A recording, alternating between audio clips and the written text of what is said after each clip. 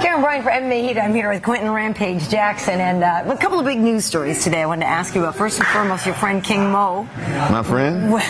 I use that term loosely. Tested positive for steroids. What do you think about that? Man, you know, it's like, like he talk a big game and he say all this stuff. He's calling people bums and everything, and it's just karma. Look at him. You know what I'm saying? He's a very cocky individual, and you know, so I feel like any fighter that has to use steroids to go in a cage and fight somebody that's not a true fighter.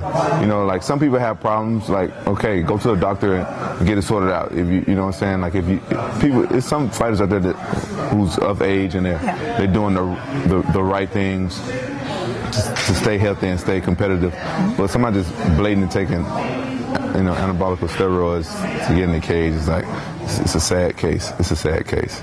Well, and I feel when you talk to some fighters about it, they say it's not a question of who's doing it, it's who's getting caught. Do you believe that? Well, I have no idea. Like it's been very hard for me to tell who was doing steroids and who wasn't. Like, and you know, I come from Pride where they didn't care if you did steroids or not, but I've never touched steroids in my life, and that's why that's probably why maybe I can't tell. Just like I haven't done any other drugs besides marijuana my whole life. So if someone was doing coke next to me and I couldn't tell they were doing coke. You know, I couldn't tell if they was on coke or E. I just can't tell because I've never been around it. You know, if they was high, I'm like, oh, this woman blazing. You know, I can tell. I noticed. You know, but but I don't believe that every fighter is out there doing. I've been hearing rumors that fighters are on growth hormones and stuff like that, but your body produces growth hormones and stuff like that and everything. And I've been hearing about older fighters been doing like the hormone replacement. The hormone replacement. I think that's okay. Yeah. If you older and your body producing lower testosterone, okay, go back up. Just don't go overboard with it. And I heard some fighters been going overboard with that. You know, maybe some fighters are trying to keep up with other fighters and stuff like that, or some people just like trying to have an edge and trying to. Yeah. A lot of people do that. A lot of people try to have an edge over other fighters and stuff like that. I think the edge is your skills and how hard you train, your dedication. Would you ever fight Mo, though? I mean, I know obviously you're different organizations. I mean, but he's dying to fight you and saying that, you know, yeah, you're a bum and that you're not this and you're the B team instead of the A team. And, I know. Why the movie had to come into his whole conversation? Yeah. I feel like anybody would have done that movie.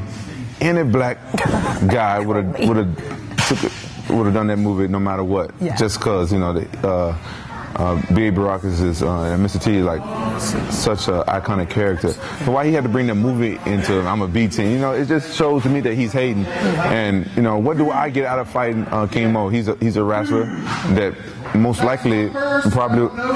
Hey guys, I'm doing an interview over here, please. It's not you, it's Tyson actually. Thank you. You know, most likely King Mo will probably try to wrestle me and make it like into a wrestling match, which is okay and stuff like that. But it's like, what do I get out of fighting him? Like, if I go and try to fight every fighter out there that wants to fight me, you know what I'm saying? I'll be booked for fights to the day I die. You know, and I got no respect for guys like that. Now, especially, you know, he's doing steroids. He's going to be out for a year or stuff like that. But if he was in the UFC, he was in my league, and he was, you know, doing good and stuff like that, it was a reason for me to fight. It's my job. I fight whoever that, you know, put in the cage across. I mean, but like, I don't see no advantage of me fighting King Mo. But I honestly think, especially judging off his last fight, if I fight King Mo, I'll bust his ass, and he'll eat all the words he said and call me a bum over there. Because people like that, it makes me train a lot harder. Like sometimes it's hard for me to get really motivated against opponents that don't talk a whole lot of smack. But when opponents talk as much smack as King Mo and stuff like that, you know, come on, the guy wears a tiara and he has nipple rings and he looks funny. Come on. You know I would bust my ass in the gym so I don't get beat by a guy like that. And then once I do smash his ass, I'll talk cash money shit on him. You know, like I said before about other people, he's a boy under me. The whole reason why King Mo don't like me is because he said when he first met me, I was at King in the Cage. I think he said I fought that night, and I was talking to 4 white people, and he came up to me, and I didn't stop talking to the 4 white people to talk to him. And that's where it all started. That's where it all started. And then the second time I saw him, I still don't know who King Mo is. Right. And the second time I saw him was in Oklahoma. I was there. I think I did like an autograph signing, and the nightclub. We was in a nightclub. There was a bunch of girls at the table, stuff like that. And I didn't look at him and say hello. Like, I didn't know who he was. If I'm in a nightclub and there's 4 honeys, there's a bunch of honeys around, I'm not looking at no dudes. It's just me. That's just my personality. Because ever since I've become more popular in fighting, like it sucks, but I try not to make eye contact with guys now, because it's sometimes, you know, you get a bad experience. It's just a part of what happens once, you know, you become a sports fighter. People think they can challenge you, right? No, it's not just sort of challenge. It's not just so much challenge. Come in, like, if I'm got a bunch of girls around, if I make eye contact with guys and stuff, I look at them, they think that's an invite for them to come over and try to buy me a drink and try to talk to me. I've lost attention from girls, from guys coming, you know, talking to me the whole night. Honestly, I love my fans. It's hard to explain, but, you know, I love them, but from afar. If I'm talking to some girls, you know, I don't want to be stuck talking to a guy the whole night. And it's happened several times. I'm like, because, you know, actually I'm a nice guy. I think my friends say sometimes, like, too nice. Like, you know, people cool. If they're not rude, then you got no reason to, you know, boot them away if they're not being rude. But some guys, they just don't know. Right. So that's why King Mo don't like. That's why I got in a big argument and all that stuff, because he said he put the party together and stuff for me. But no, I didn't know. I noticed him down on the inner table, but I was like, oh, they got to look for me. But I didn't know him.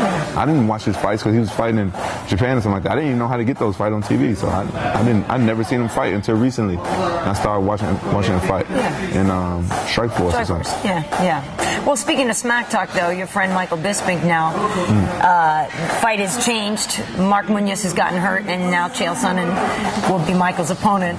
I'm just curious what you think of that, because that's, I mean, you want to talk about two people who are known for epic smack talk, Chael and Michael together, but I just wonder what you make of that matchup. Man, that's a crazy matchup. I wish Mike would have had like ample enough time to train for. There's 10 days notice. Yeah, 10 days notice. Like I know he was training for Damian Maia. He's going to fight that guy, and that guy is like one of the best in the world on the ground and stuff. So that's a totally different fight. Yeah. And Chael Sonnen, like if they had enough time, they could have got so much good promotion out of that fight, because both of them can talk smack. But one thing about Bisping is, like, the more his opponent talks smack about him, the more power he gets. So Chael better be careful what he says, really, because Bisping is the reason why I started training with him, because he's the most competitive fighter person I know. Like, the guy's not good at running, but if somebody's running fast, it could be like a guy that's good at running. It could be a sprinter. Bisping will do what he got to do to beat this guy. I've seen it in Big Bear and high altitude. And he was running, and you can hear him grunting and like hating it, like just not good form and not at all. He's that guy. He will outwork anybody who he thinks is challenging him. So if Chael talks, Chael better be careful what he says about Bisping. I've seen it. And is Michael okay with being the underdog? Because now I believe is going to be perceived as an underdog. Yeah, I think you know, Mike probably okay with it. You know, Mike is not as bad as people think he is. I think Mike is actually a really good guy. He's funny, and the guy loves his fans. You know, and I think I just don't think the American fans probably, I think they don't understand him because he's British and his sense of humor is different and stuff like that. But he's an alpha, you know. So he don't take no bull, you know what I'm saying. So a lot of fans, if people boo him and fans, he's going to give it back to him. I'm the same way, you know what I'm saying. Like, you know, if a bunch of people was not liking me, I'm like, okay, fuck you too. I don't give a fuck, you know. So that's the situation he's in right now. So a lot of fans are not liking him and stuff right now. But you know what I'm saying, it's like, fans, think about it. What would you do if you know what I'm saying, got booed for doing your job? Think about how you would react, how you would feel. So, you know, I think he should be cool with being the underdog. But Chael is an awesome wrestler, but you know, Bisping has some great skills, and I wish the best for him.